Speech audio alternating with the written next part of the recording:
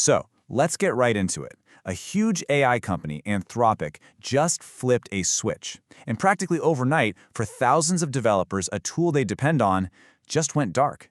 Now, this wasn't some bug or a server crash. Nope. This was a deliberate, calculated move. And the big question is, why on earth did they do it? Let's break it all down. Just try to picture this for a second. You're a developer, right? You get to your desk, grab your coffee, and your AI coding assistant, the one that does all the heavy lifting, the one that automates your most annoying tasks, is just dead, gone.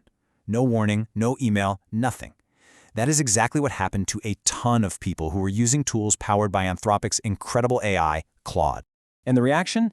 Man, it was immediate and it was harsh. David Heinemeier Hansson, the guy who created Ruby on Rails, a legend in the developer world. He didn't mince words. He just said, seems very customer hostile. And that really sums it up. This wasn't some minor glitch. People felt completely blindsided. So this all leads to the central mystery we're unpacking here. Why? Why would a company risk making its own users so angry?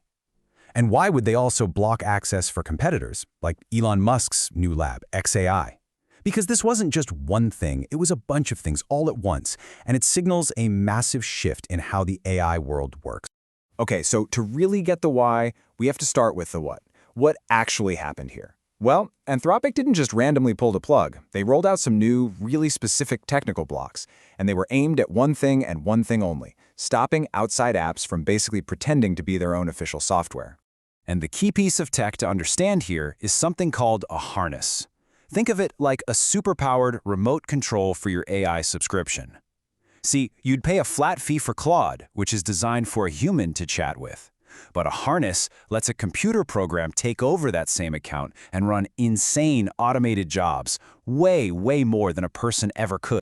Now, Anthropic gave an official reason for the crackdown. They said, hey, these harnesses are causing bugs and making our platform unstable, which hurts our reputation. But the developer community, they came up with a much simpler theory. It was all about the money. People were getting a 5-star, enterprise-level meal for the price of a cup of coffee. And this brings us to what is probably the most perfect analogy for this whole situation, one that came right out of the forums on Hacker News. The all-you-can-eat buffet. It just perfectly explains the economic problem at the heart of all this. So here's how the buffet worked. Step 1, you buy your ticket. You get the all-you-can-eat Claude Max plan for one flat monthly price. Step 2, instead of bringing a plate, you show up with a fire hose. You use a harness to just suck down massive amounts of AI processing, running huge automated jobs all night long.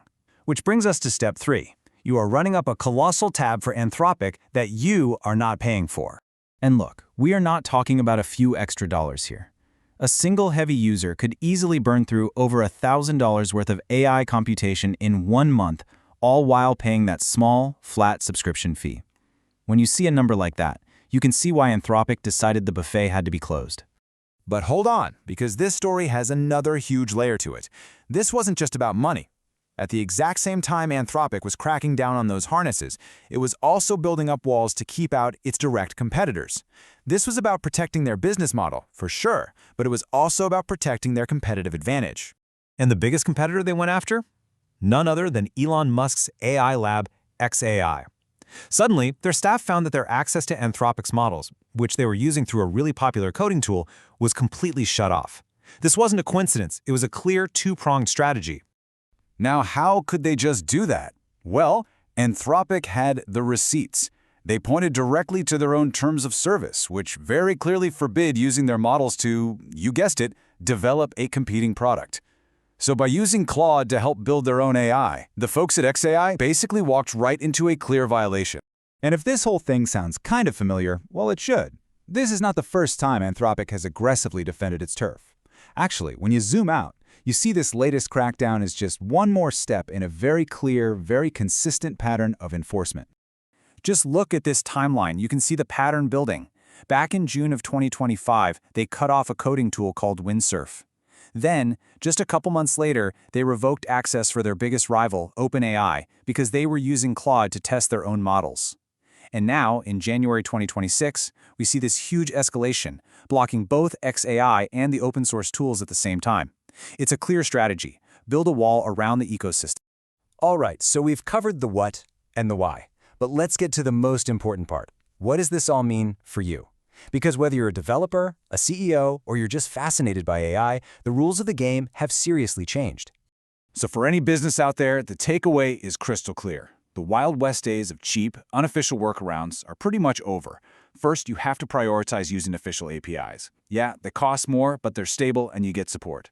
Second, your budget has to change. You have to stop thinking in flat fees and start planning for variable, pay-as-you-go costs. And finally, you got to look inside your own company.